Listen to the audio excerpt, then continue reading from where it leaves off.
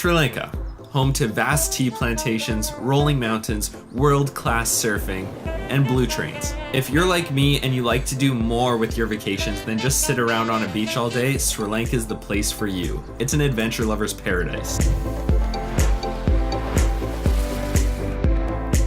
What's going on, my dudes? My name is Noah VDE, and today I'm going to show you guys how to travel Sri Lanka in 3 weeks. Getting right into it, we're going to catch a plane into Colombo's International Airport. The Colombo Airport in Sri Lanka has got you covered. You can buy a washing machine, or an oven, or any other large appliance for that matter, because that's exactly what you want when you're headed to go pick up your bag. Once you've got your bag, you can head into Colombo either by Uber or by bus. Spending one day in Colombo was enough for me. Find a place to stay and then book a bus ticket headed up north to Jaffna for the following day. Jaffna had to be one of my favorite places in Sri Lanka. Over the course of the 3 days we spent up there, we probably saw a total of like 3 other tourists. It was insane. While you're up there, you should rent a motorbike and explore the surrounding towns. There's quite a few day trips that you can make from Jaffna, but my favorite thing by far was the Kiramali Pond. The pond itself is super cool. It's located right beside the ocean, it's extremely clean, and it's fed from a natural spring just up the river. The locals there were so friendly and inviting, making this an awesome place to spend the afternoon.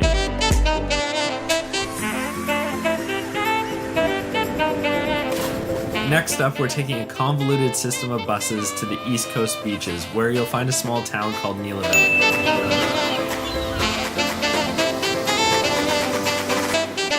Neelavelli is the perfect place to spend a relaxing 2 days. It's a bit quieter than the other East Coast beaches, which is what I love about it. Grab a beer, sit on the beach, and enjoy.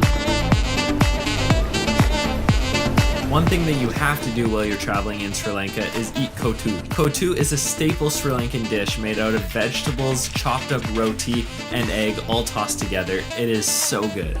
Thank you. After our time in Neelavelli, we're going to hop on a bus and head down south to a popular destination called Sigiriya.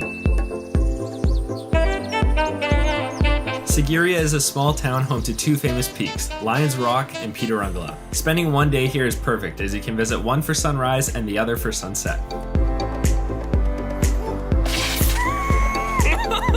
Both of these peaks have interesting hikes and beautiful views. Next up on our list is Kandy. You can reach Kandy by bus and spend one day exploring, as that's all you'll really need. Kandy is a massive city with a huge transportation hub, which we'll be using the next day when we catch a train to Hatton. The train is going to be so busy, but the ride is absolutely beautiful. Once you hop off the train in Hatton, you're going to walk outside of the train station and hop on the bus that will take you to Adams Peak. Adams Peak was my favorite part of the entire journey through Sri Lanka. This 2,300 meter peak is a pilgrimage made by tourists and Sri Lankans alike. The bus you took to get here drops you off at the base of Adams Peak in a small town. You find a place to stay, you grab something to eat, and then you go to bed very early because you're going to be up in a couple hours. The hike to summit is no joke, but man, is it ever rewarding. You begin the trek at about 2 a.m. as you want to be to the very top for sunrise. Now, I know this doesn't sound too appealing, but trust me, once you get to the top, you feel so rewarded watching that sunrise, knowing that you woke up super early at such a terrible hour to go on a massive hike up a mountain. Depending on your activity level, you can get to the top in about 3.5 to 4 hours. It's roughly 5,500 steps each way.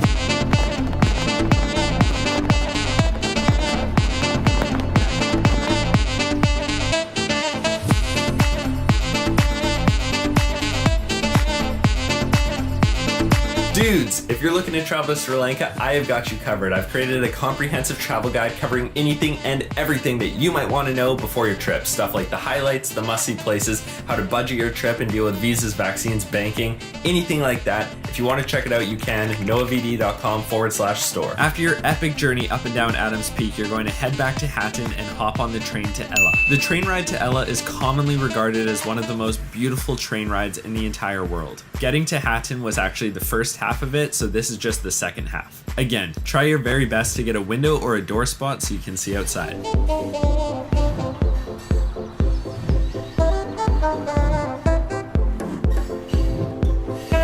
Ella is located in the mountains, so it's a bit chillier, but you're surrounded by nature. With so much to do around Ella, you can easily spend 4 days here. Some things that you've got to check out are the 9 Arch Bridge, Ella's Rock, and Little Adams Peak.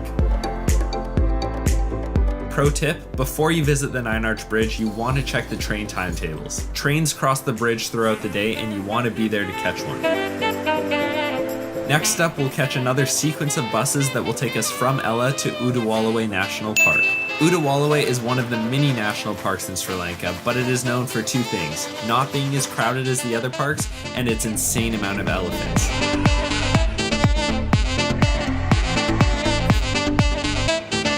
You're able to show up at the gate and negotiate a price with one of the guides there. You'll only need to spend a half day here in Udawalawe. After your epic tour of seeing alligators, elephants, water buffalo, and maybe a leopard or 2, it's time to move on to our next destination, which is Tengal.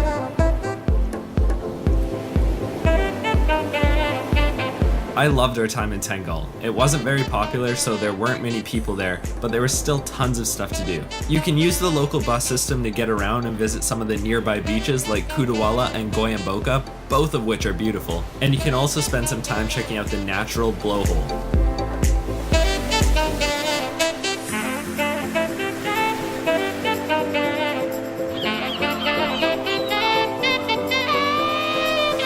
After enjoying your time in Tengal, you can easily catch a bus further along the coast headed towards Marissa.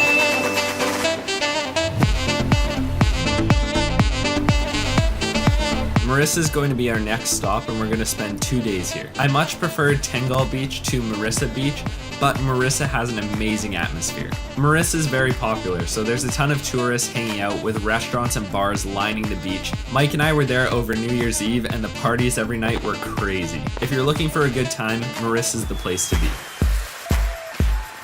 And last but certainly not least, we are headed to Udawalawe for our final 2 days here in Sri Lanka. From Marissa, it's extremely easy to get to Udawalawe. You just hop on a bus and head around the coast. Udawalawe is another one of these small touristy beach towns on the south coast of Sri Lanka with some cool things to see. As I had mentioned earlier, Sri Lanka is known for its surfing, and you can essentially surf the entire south coast of the country. I surfed in more places than just Udawalawe, but me being a beginner, this is my favorite place to surf. Or at least try to surf.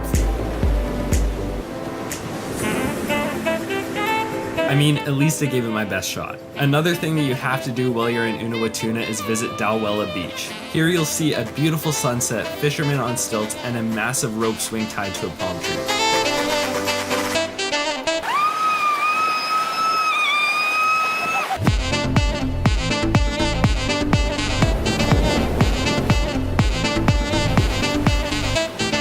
And there it is, guys. Just like that, we've spent 3 weeks traveling Sri Lanka. Depending on your travel plans, you can either head straight to the airport or you can head to Negombo, which is essentially the airport city. Thanks for watching, my dudes. If you're looking to travel Sri Lanka, check out my in-depth travel guide where I cover anything and everything that you might want to know before your trip.